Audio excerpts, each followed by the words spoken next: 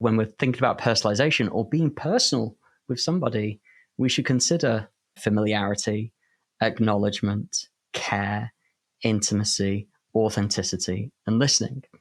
We should acknowledge the individual. We should try to be familiar with the individual. We should try to demonstrate some kind of care. Hey, we should listen. God gave us 2 ears and 1 mouth for a reason. It's the eCommerce Master Plan Podcast. Here to help you solve your marketing problems and grow your e-commerce business. Cutting through the hype to bring you inspiration and advice from the e-commerce sector and beyond. Here's your host, Chloe Thomas. Hello and welcome. It's great to have you here. Thank you for hitting play and choosing to listen to one of our inspiring guests. We've got a lovely author episode coming up for you today. It's a very thought-provoking one. Now, we do like to start our episodes with a little thank you to the listeners when you guys have got in contact. So in this instance, I want to say a huge thank you to Jamie Smith. Jamie Smith said some lovely things about our tech stack optimization episode a couple of months ago. Jamie put a comment on one of our LinkedIn post about it and said, really great episode, especially like the focus of ensuring your client has a plan, understands the issues they need to solve rather than talking tech, getting to an end-to-end audit done and thinking accessibility. Optimizing your tech stack is only going to become more important over the next 24 months with the adoption of AI tools, changing views on composability and increasing need for modularity. Thanks all for a great session. Spot on. Thank you, Jamie. I enjoyed pulling that together or the episode together, and I'm really glad that you, Jamie Smith, enjoyed it. Thank you for sharing that on LinkedIn. If any of you would love one of these shout outs, you know what to do. Drop me a DM or an email. Tell me what you think about the show. Comment on one of our LinkedIn posts or fill in that little Q&A pop-up thing that happens on Spotify or leave a review on Apple. You know, all those things. If you do those, maybe I'll be saying thank you to you at the beginning of an episode. Anyway, I said we were going to talk to an author today. Well, this author is someone who I met back in April. David and I were both booked to do the same event in Berlin, Talon One's Incentivize conference. It was a great conference. And we got chatting. I thoroughly enjoyed chatting to David. I got a copy of his book as a takeaway from the event, and I just knew I had to get him on the podcast to share his insights with all of you. So a huge thanks to Sam, Isabel and the team at Talon One for connecting us. And I really hope you like this one. And make sure, as always, that you listen to the end of the episode so you don't miss out on his top tips and my own take on this episode. Have you yet downloaded our ebook? To celebrate reaching episode 500, we've created an epic e-commerce success-focused ebook for you, packed with 500 top tips about how to make your e-commerce store more profitable, featuring the advice of many, many past guests alongside industry experts and many of you as well, our listeners. I've checked every single tip and organised the whole thing into sections for you, making it super easy to dip in and dip out and take inspiration as and when you need it. This ebook needs to be sat on your desktop or even printed and sat on your desk. Download your free copy right now at ecmp.info/ebook. Get 2024's most valuable e-commerce ebook now, ecmp.info/ebook. And now to introduce our special guest. David Mannheim is the author of The Person in Personalisation, the story of how marketing's most treasured possession became anything but personal. And he's also the founder of Made with Intent. Hello, David. Hello, how are you? I'm good. As always, it is an utter pleasure to catch up with you. How did you end up in this weird world of e-commerce?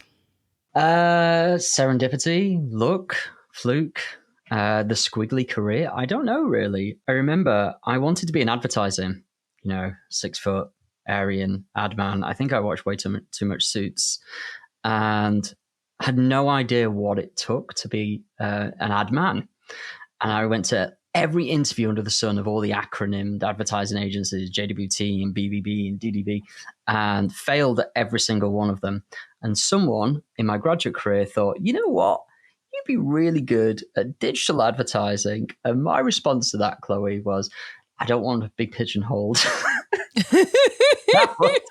God, when was that? I was 21 and 37 now, so that was however many years ago.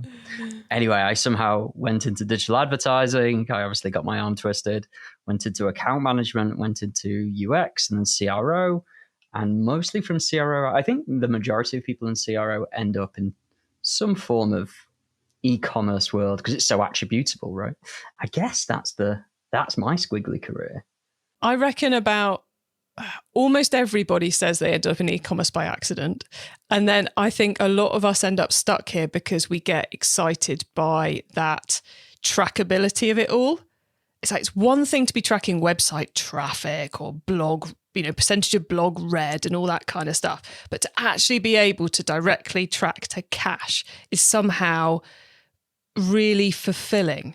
Absolutely. I mean, so when you get into the world of A/B testing and you have a control and a variant, and you can directly say this variant made X pounds more than the control, and I can prove it.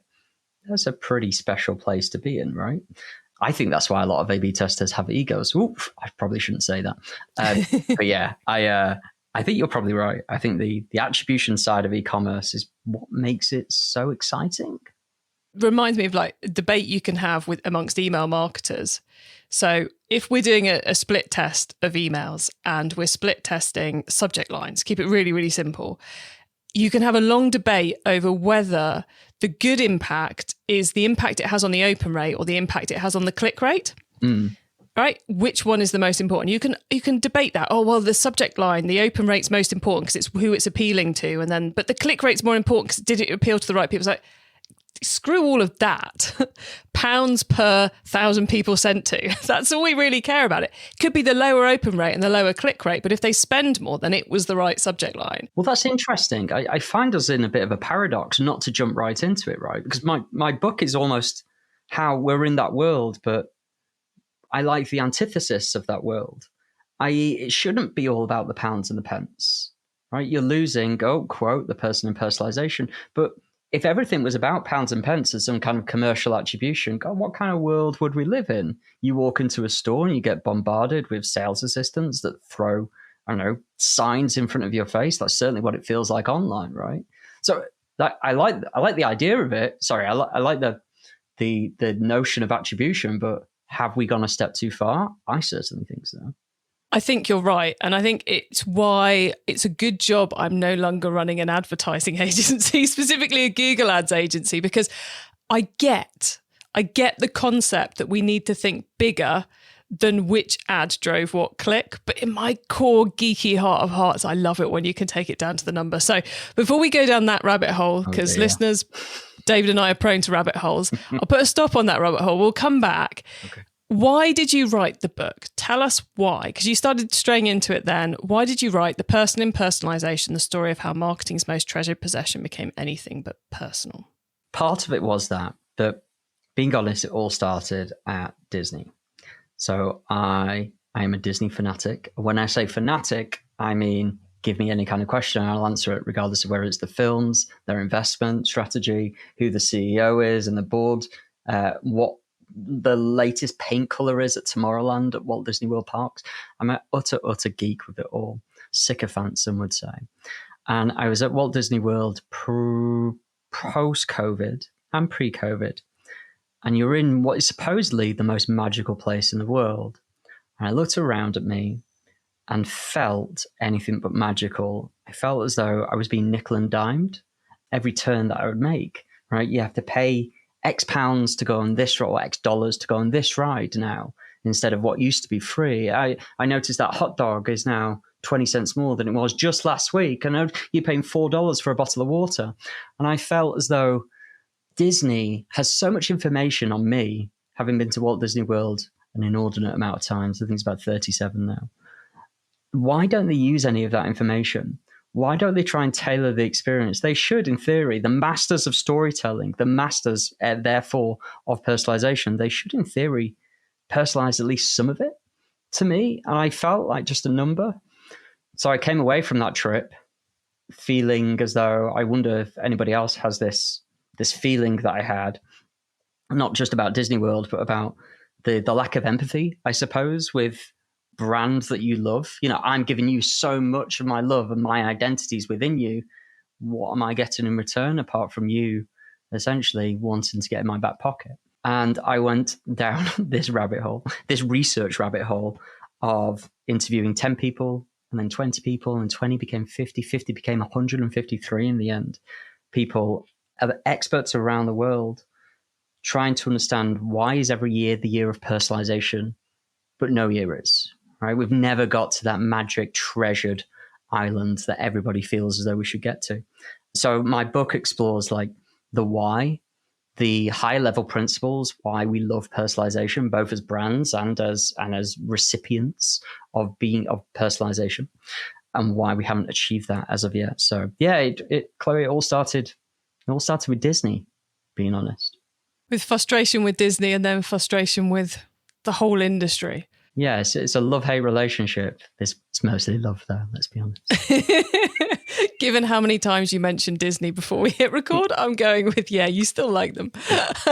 So for an e-commerce brand who has all this data generally on their consumers, because the consumers are buying online and so on and so forth, and gets the concept of personalization, let's face it, the number of tools you can deploy as well for personalization are endless. Mm-hmm. How do they go about actually creating the customer experience that reflects the person and doesn't just rely on the ones and the zeros? Or should it rely on the ones and the zeros? Well, it kind of has to, right? Data is the only way to get context around an individual.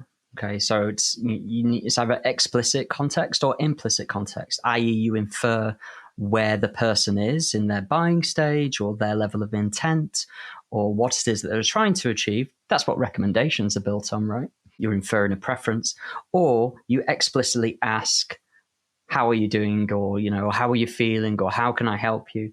And that's the way in-store works. And I don't know, we've all sat in a boardroom and probably listened to some form of CEO or C-suite member say, it's like this in store. We need to represent that online as well. And that's personalization. I think the delta between the two, the difference between the two is the lack of personalization, of being personal, of empathy, of the person. And it feels as though instead in store where it's two-way communication, online it's just one-way communication. Interestingly, it's the way we sometimes say it at Made with Intent, which we can jump on later, is retailers optimize how they sell, not how people buy, which is a really interesting statement. And I feel as though in store, we do the adverse. We optimize how people buy, not how we want to sell. So yeah, you're right, Chloe. There are so many tools out there, but I would argue that a lot of those tools are either A, just based on recommendations, which isn't personalization. That's recommendations. That's something different, right? Product discovery. Or B, they're based on collecting attributes of a user, of a person, an individual that aren't necessarily personal attributes. When's the last time a product quiz ever said, hey, how are you feeling today? When's the last time you ever had an experience online that demonstrated some form of empathy that wasn't overly commercial, that wasn't trying to coerce, persuade, or get you to do an action? I just feel as though we've kind of lost that connection in the favor of a quick book. Let's be honest, short-termism always wins, right? How do you attribute being personal? How do you attribute this conversation? What is it we're therefore trying to bring into the online e-commerce experience? Is it more empathy? Is it true personalization? What should we be trying to achieve? I think the definition of personalization, if you asked 100 people in a room, they would probably all say the same thing or the sentiment of the same thing, which is right person, right place, right time, right message, that type of thing. I actually define personalization as something slightly different, which is essentially being personal. It's a verb. We'll say it's a verb. It's some form of verb or noun or English narrative. But I created this thing called the personalization facial, which is funny to say, but it essentially stands for familiarity, acknowledgement, care, intimacy, authenticity, and listening. And those things are not attributable. And I feel as though when we're thinking about personalization or being personal with somebody, we should consider those things. We should understand.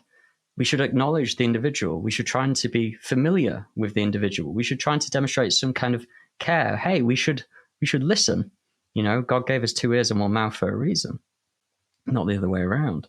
So yeah, I feel as though I've rabbit holed away from whatever your question was. It's good. It's good because it's personalization, and the personalization projects are one of those difficult projects to get right. It's like loyalty. It's like personalization is similar to loyalty in that I think the great majorities of us in the industry get the high level picture.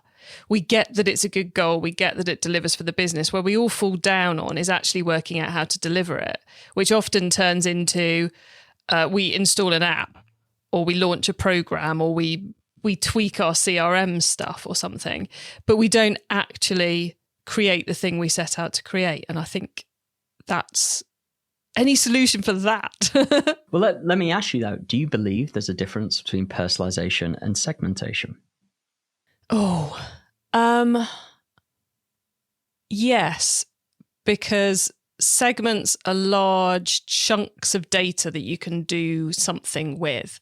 So like your 0 to 12 month buyers, or your people who spend over £100 a year and who've bought more than 3 times. They're large chunks of people, whereas personalization, for me, feels more like, as a marketer, we don't go, right, here's our chunk, we're going to send them that mailing piece. It's more like we build the algorithm that takes all those many things about the person together and then delivers the right thing to them. So I don't think personalization is just segmentation. So I agree. I think they're 2 separate things. I just feel as though we're embroiled in a world where personalization and segmentation are the same thing, or even worse, personalization and recommendations are the same thing. So let me ask you another question. Do you feel as though Netflix does personalization, or do they do recommendations? I think they do recommendations, but I get frustrated with both Amazon Prime and Netflix because they don't do it well enough. They keep forgetting somehow what I've already watched. They're the best in the world at it, though. Do you know that 80% of everything you've ever watched on Netflix is from a recommendation? 80%. Really? Yeah. Do you know how long it took Netflix to attribute personalization towards retention, their core metric? How long do you think it took them to say, you know what, this personalization thing, it really works?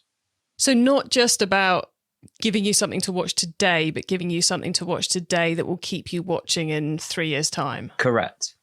Oh, I see, part of me wants to go, well, they must have built that from day one. And part of me wants to go, they've never succeeded. I've no idea, David. What's the answer? It's over a decade, 10 years. It took them 10 years to attribute. There's a fabulous ex-product director called Gibson Biddle that's written a bunch of Medium blogs. You can go and search for him. And he lays out the whole personalization strategy. It's a fascinating read. I'm sure you can give your readers the link after this chat. But he stated that personalization A was nothing more than a hypothesis.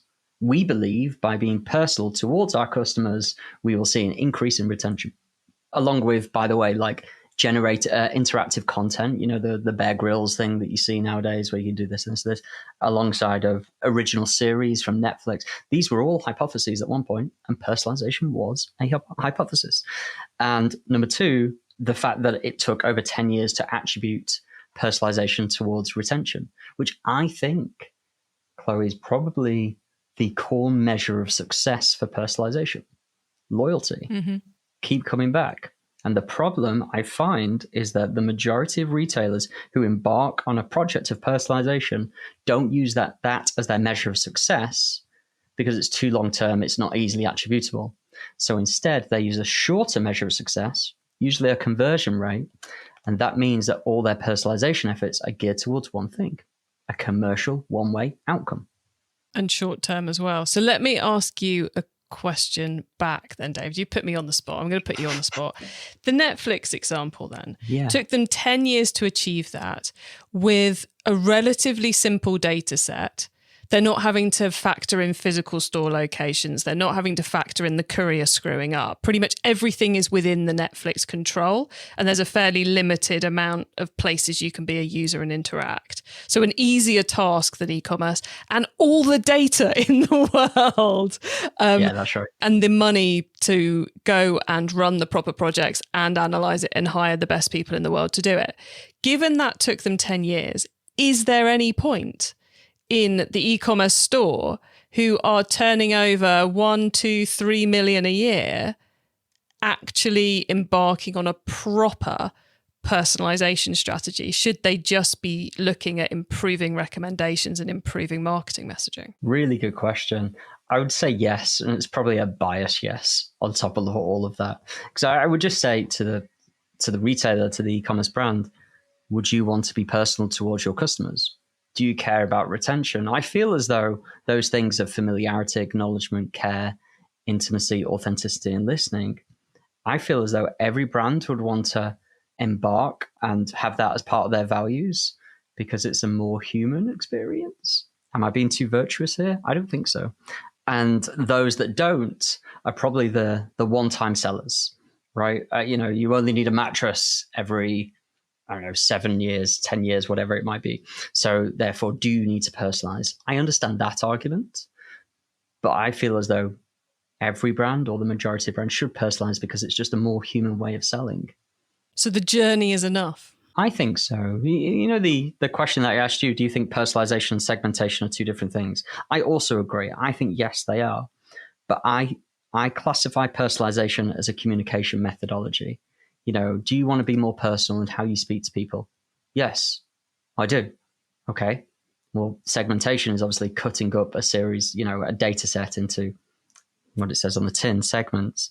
But being more personal in how you communicate to those segments is more like a value or a communication methodology. It's like saying, do I want to be funny to my audience? I don't know. How do I want to come across? Do you know what I mean? It feels different, the segmentation, in so many ways.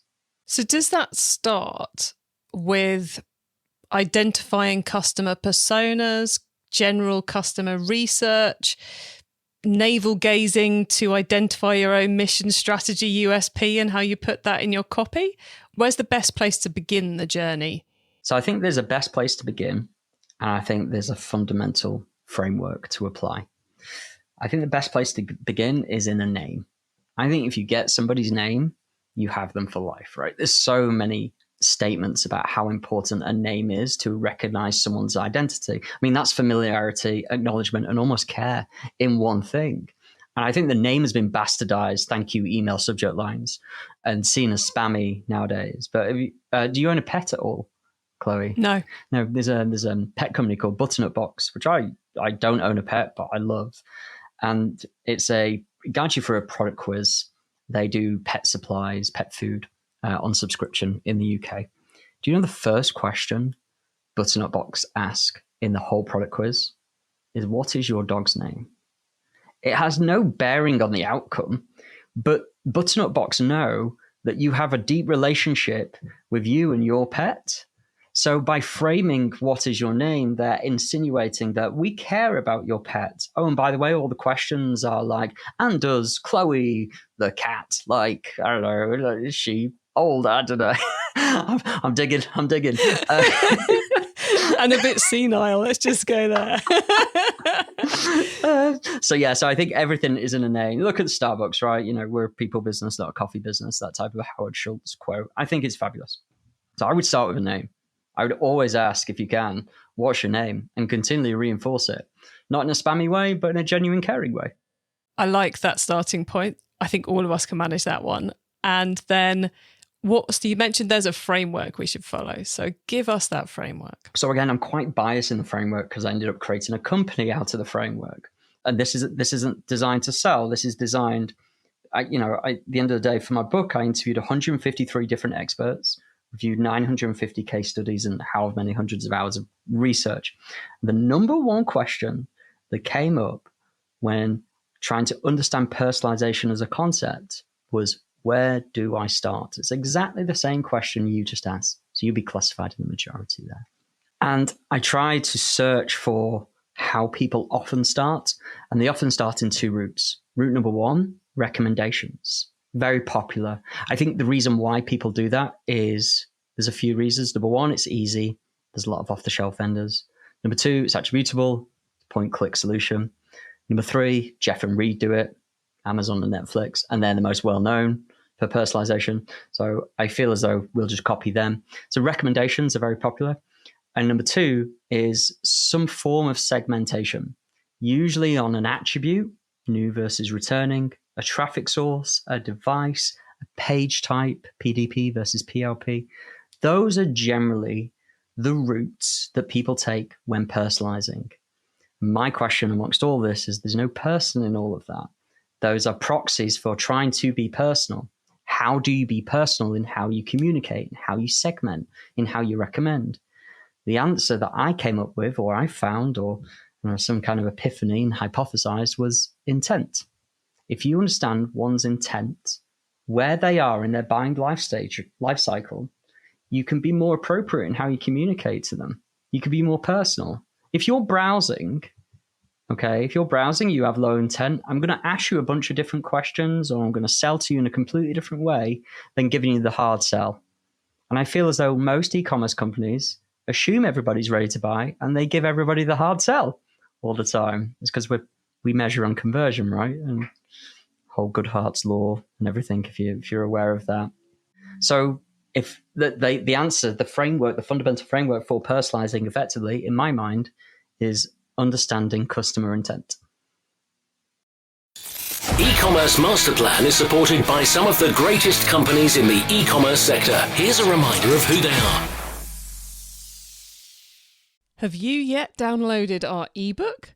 To celebrate reaching episode 500, we've created an epic e-commerce success-focused ebook for you, packed with 500 top tips about how to make your e-commerce store more profitable, featuring the advice of many, many past guests alongside industry experts and many of you as well, our listeners. I've checked every single tip and organised the whole thing into sections for you, making it super easy to dip in and dip out and take inspiration as and when you need it. This ebook needs to be sat on your desktop or even printed and sat on your desk. Download your free copy right now at ecmp.info/ebook. Get 2024's most valuable e-commerce ebook now, ecmp.info/ebook. It's time for the top tips round. Okay, I love this section because it gives me and our listeners some really quick ideas for taking our businesses to the next level. So, David, are you ready for the top tips? I'm scared, but I'm ready. Cool. Okay. The book top tip. If everyone listening to this podcast agreed to take Friday off and read a book to make their business better, which book would you recommend? Big Disney fan, so I'm going to go with Creativity Inc. by Ed Catmull, one of the co-creators of Pixar. Fabulous book. Excellent. Not often recommended either, so we like a slightly different one. Traffic top tip. Which marketing method do you either prize above all others or think doesn't get the press it deserves? Don't know, but I'm going to go for TikTok because I have no idea how it works. But I find it's a unique platform that you could probably be a bit more creative in as a brand. And hugely good at recommendations as well. Oh, my word. Yeah, we could talk about that for days. There's a big section in my book. They're one of the best. Very good at it. Okay, before we go down the TikTok rabbit hole, the tool top tip. Maybe a collaboration tool, a social media plugin, a phone app, or just a way of working. Is there a cool little tool you use that makes you and your team more efficient from day to day? Oh, it's a really geeky one. So a lot of people won't have heard of it, and it's probably only for a nuanced audience. But there's a Chrome extension called Data Slayer, which allows you to understand all the events that are sent to Google Analytics, regardless of whether you own that GA property or not. It's really cool because you can start to see, who is tracking what? Do John Lewis track the navigation? And if so, what elements of the navigation do they track? It's really geeky, but we use it all the time. We love a geeky tool, but it sounds like it's one of those geeky tools that has to come with the caveat of you have to make this, be careful of whether the website you're looking at knows what they're doing or not. Yeah, okay. Yeah, that as well. Always a thing in marketing. Never assume the person you're investigating is actually having a solid strategy behind these things. Okay, the carbon top tip. What's your favorite way to reduce the carbon footprint of an e-commerce store? You inspired me for this because obviously when we met in Germany, I explained how awful the plane system was, and you said, you didn't get the plane over here, you got the train. And I was mighty jealous of you, not only because you got all that time back to work, but also because you did it for the good of the planet. So that is my top tip. Love it. And yes, it was a gorgeous train journey. David, before we say goodbye, please let the audience know a little bit more about what you guys get up with at your business and where they can get in contact with you. You can find me on LinkedIn, usually ranting about something or other. So that's just / I think it's David Mannheim. And in terms of my business, well, it's called Made of Intent. We help retailers understand the intent of their audience to allow you to understand who to prioritize, who to sell to, or who to re-engage. We have different objectives for different user sets. So that's me. Oh, you can find my book as well, somewhere on Amazon, probably. And the book is called The Person in Personalization, the story of how marketing's most treasured possession became anything but personal, and well worth a read, everybody.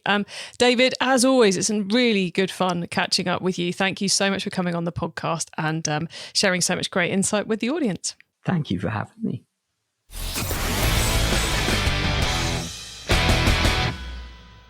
So personalization is a long-term game, but a journey you've all got to get on. It begins with remembering people's names and using those names. Simple, but very effective. And then you need to really understand what the intent of your site visitors and your customers are. Nail that, and you are on the right journey. Really great to catch up with David. His book is available on Amazon, etc. It is called, she says, scrolling up to the right bit of the paper where she's written it down, The Person in Personalization, the story of how marketing's most treasured possession became anything but personal.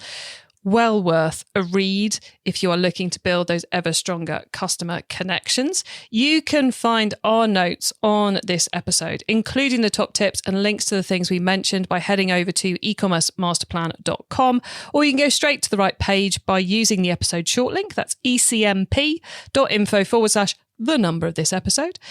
And if you want to head along a similar journey, we put another author episode out, episode 511, so 511, ecmp.info / 511, where we are talking about a book called The Human Experience, which is really closely aligned to what David was talking about, coming at it from quite a different angle, more of an all-encompassing customer experience angle rather than a personalization angle, but well worth a listen alongside this one.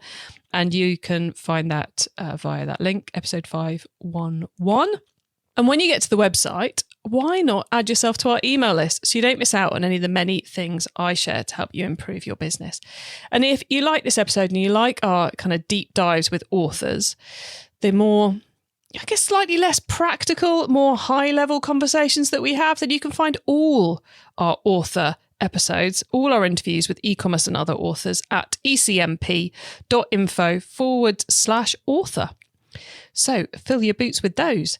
Thank you so much for tuning in to this episode and all the episodes that you do of the e-commerce master plan podcast. I bring you a new interview every week because I want to inspire and help e-commerce business owners like you to succeed and thrive with your businesses, including progressing along that all-important path to sustainability.